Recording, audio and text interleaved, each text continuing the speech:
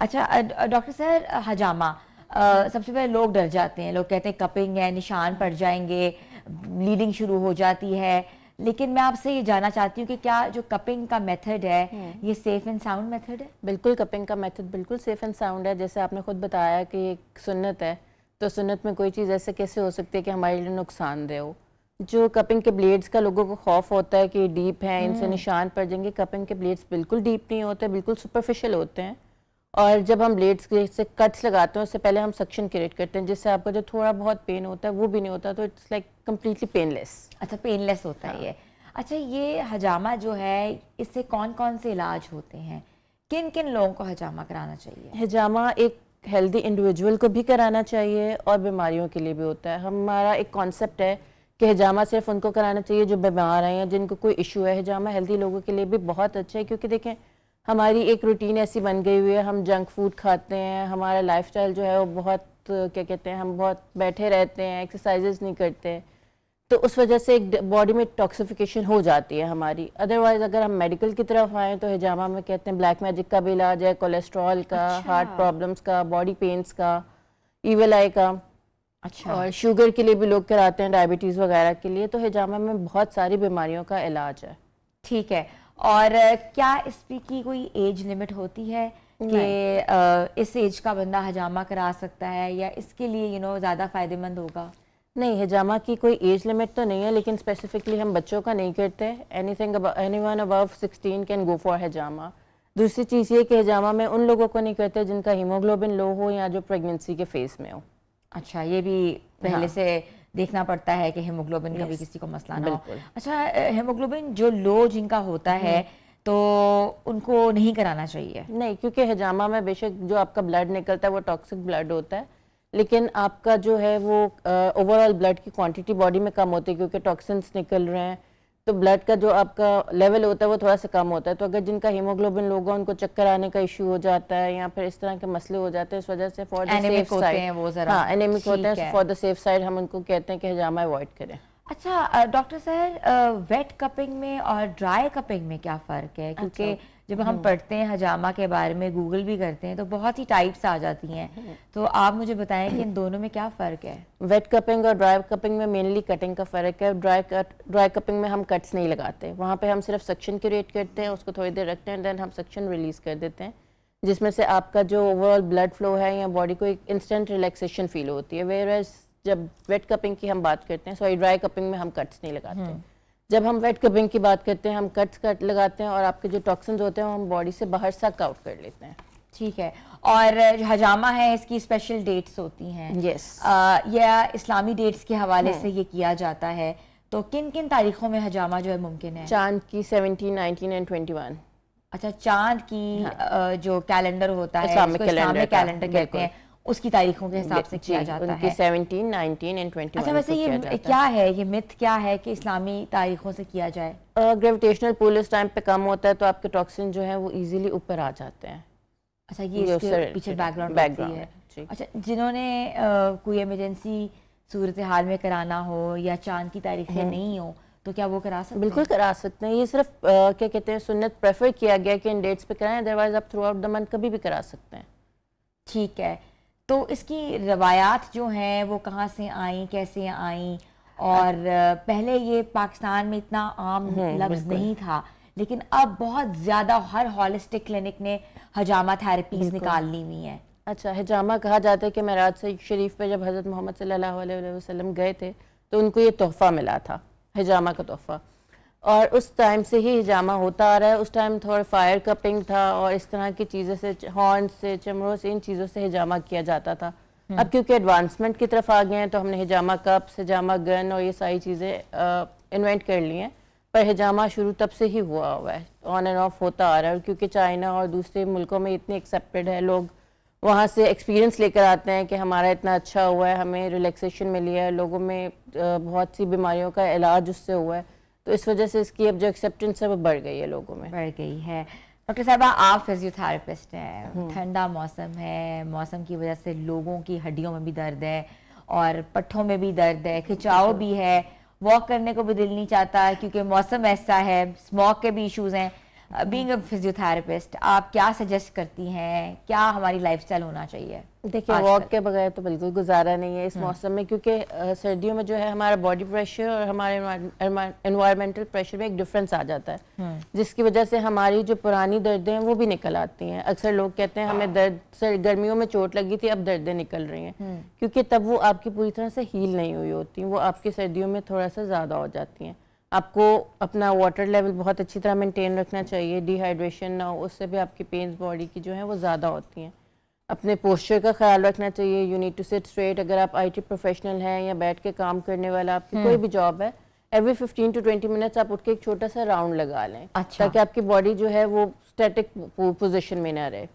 Other than that, अगर आप walk करने बाहर नहीं जा सकते, आप अपने रूम में 8-10 चक्कर लगा लें, थोड़ी थोड़ी देर बाद एटलीस्ट आप मूवमेंट में आ जाएंगे। एक बहुत हमारा जो मिसकॉन्सेप्शन है लोगों में कि हम सारे दिन काम करते हैं तो हम एक्सरसाइज मोड में होते हैं या हमारी बॉडी जो है वो एक्टिव होती है। एक्टिव ज़रूर है, लेकिन वो बेनिफिशियल या एक्सरसाइज मोड में नहीं होता है, क्योंकि जब हम एक्सरसाइज करते हैं या वॉक करते हैं, हम एक स्पेशल मसल ग्रुप को टारगेट कर रहे होते हैं या हम अपने बॉडी के स्पेसिफिक मसल्स को टारगेट कर रहे होते हैं। जब आप काम कर रहे हैं, आप किसी भी मूवमेंट में काम कर रहे हैं, you wouldn't be assure of your posture, आपका पोस्चर किस तरह का है, आप किस पोजीशन में काम कर रहे हैं। तो समटाइम्स ऐसे होता है कि हम काम करते हुए अपने आप को फ़ायदा देने के बजाय ये सोच के कि मैं काम कर रहा हूँ, वेरी हेल्दी फॉर मी, आप अपने आप को नुकसान दे लेते हैं। अक्सर पेशेंट्स हमारे पास आते हैं, वो कहेंगे हमारी कमर में दर्द है या हमारी गर्दन में दर्द है, तो हम उनसे पूछेंगे आपने क्या किया था? मैंने ज़मीन से वो बोतल उठाई थी। तो जब आप बॉटल गलत पोस्चर में उठाते हैं, आपकी बैक में दर्द निकल आता है, या मैंने ऊपर से कोई चीज़ ऐसे करके एकदम से खींची थी, आपकी गर्दन में दर्द निकल आता है। तो पोस्चर की अवेयरनेस होना भी इस चीज़ में बहुत जरूरी है। अच्छा डॉक्टर सर, अक्सर ऐसा होता है कि कोई आपकी पुरानी चोटें हों तो वो सर्दियों में ज़्यादा पेनफुल होती हैं, दर्द करती हैं। तो जैसे बर्फ की जो चोट होती है उसकी दर्द नहीं जाती, हड्डियों के अंदर अगर कोई खिंचाव आ जाए, या आपको कहीं स्टंट्स पड़े हों, या आपको कोई ना कोई रॉड्स पड़ी हों, एक्सीडेंटल केसेस जो होते हैं, उनकी दर्दें नहीं जाती जितने साल भी गुजर जाएं, आप क्या कहती हैं इसके ऊपर? अच्छा, एक इसका रीज़न मैंने आपको पहले भी बताया कि हमारा एनवायरमेंटल प्रेशर और बॉडी प्रेशर डिफरेंट हो जाता है सर्दियों में। तो हमारी बॉडी जो है एनवायरमेंटल प्रेशर से कोप अप करने के लिए कॉन्स्टेंटली एक जंग की हालत में होती है, मुकाबला कर रही होती है, तो उस वजह से हमारी दर्दें जो है हमें ज़्यादा निकल आती हैं। दूसरा ये कि एक कॉन्सेप्ट अभी पाकिस्तान में आम नहीं है कि जो हमारी पोस्ट सर्जिकल होती है या जो कोई भी हमारा पोस्ट ट्रॉमा होता है, फिजियोथेरेपी इज़ वेरी इंपॉर्टेंट। हम नहीं कराते, हम हॉस्पिटल से हमारा फ्रैक्चर हो गया या कोई एक्सीडेंट हो गया, हम घर आ गए, जितनी देर में वो रिकवर हो गया, प्लास्टर उतर गया, वील बी फाइन, हम सोचेंगे ठीक है, सही हो गया। लेकिन आपके उस मसल के साथ साथ बाकी बहुत से मसल्स कॉम्प्रोमाइज़ हुए होते हैं, उनकी स्ट्रेंथ कॉम्प्रोमाइज़ हुई होती है, जिसकी वजह से आपकी वो दर्दें नहीं जाती, वो पूरी तरह हील नहीं होता। लेट्स सपोज अगर मेरी एल्बो पे दर्द है या मेरे रिस्ट में दर्द है, मैं सारा बाजू अपना इस तरह से रखूंगी, स्ट्रेट रखूंगी, ये मसल भी मेरा कॉम्प्रोमाइज़ हो रहा है, ये मसल भी कॉम्प्रोमाइज़ हो रहा है, ये मसल भी कॉम्प्रोमाइज़ हो रहा है। जब मैं आप ठीक हो जाएगा, रिकवरी हो जाएगी, तो जो मसल डैमेज था वो रिकवर हुआ है, लेकिन बाकी जगहों पे हमारे कॉन्ट्रैक्चर्स बन जाते हैं। हम उनकी तरफ नहीं जाते कि हमने उनको खत्म करना है, अपनी मूवमेंट वापस करनी है। लगता है इतने साल गुजर गए हैं, अब तो हीलिंग हो गई होगी, लेकिन ऐसा नहीं होता, नेचुरली हीलिंग नहीं होती। तो हर साल फिजियोथेरेपी करानी चाहिए फिर? आपको कोई भी दर्द है, आपकी कोई भी ट्रॉमा है, हॉस्पिटलाइज है, आप किसी भी चीज़ रीज़न की वजह से बेड रेस्ट पे हैं, आपको अपनी एक फिजियोथेरेपी करानी चाहिए। पोस्ट सर्जिकल है, कहीं पे भी आपको स्टिचेस लगे हैं, उसके बाद भी आपको फिजियोथेरेपी करानी चाहिए। इवन प्री नेटल और पोस्ट नेटल फिजियोथेरेपी का पाकिस्तान में अब कॉन्सेप्ट आम होना शुरू हो गया कि थ्रू आउट द प्रेगनेंसी भी औरतों की फिजियोथेरेपी होती है, आफ्टर डिलीवरी भी होती है, क्योंकि समवेयर आपके मसल्स ड्यूरिंग द प्रोसेस बहुत ज़्यादा कॉम्प्रोमाइज हो जाते हैं। हमारे यहाँ तो ये हमेशा से कहा जाता है ना कि खवातीन जो हामला खवातीन है वो तो बिल्कुल कोई हाथ भी बेड रेस्ट पे आ जाए, बिल्कुल बेड रेस्ट पे आ जाए, हम तो इसको एज अ बीमारी की अलामत समझते हैं।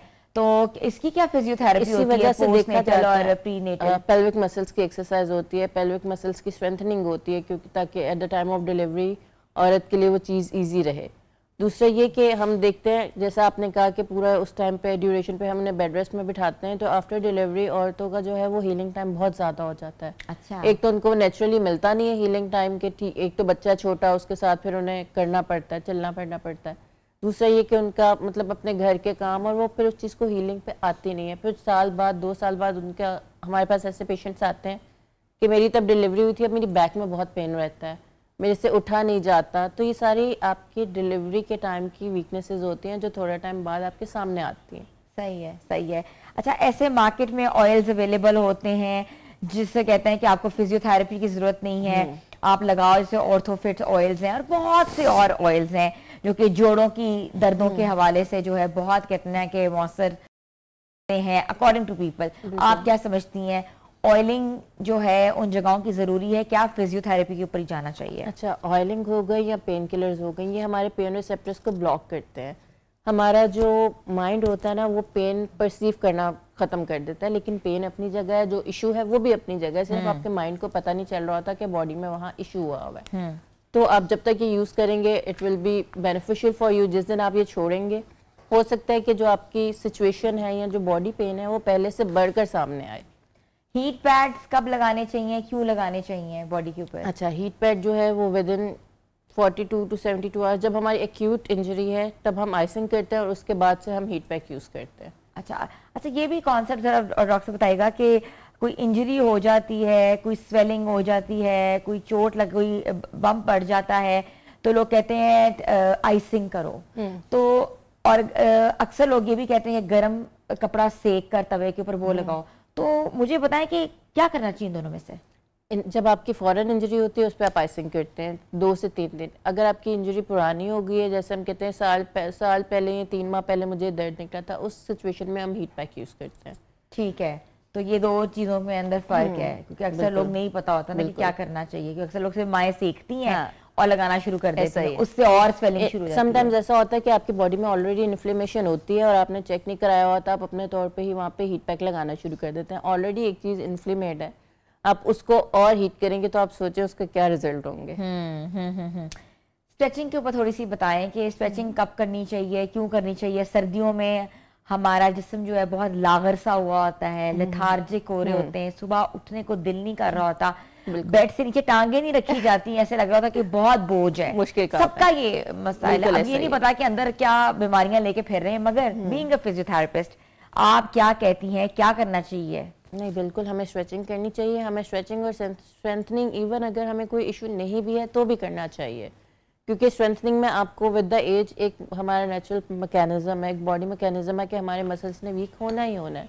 अगर हम थ्रू आउट द प्रोसेस या थ्रू आउट द एज जब हम एक्टिव हैं, जब हमारी बॉडी में वो कैपेसिटी है, हम स्ट्रेचिंग कर लेंगे, स्ट्रेंथनिंग कर लेंगे, तो हमारा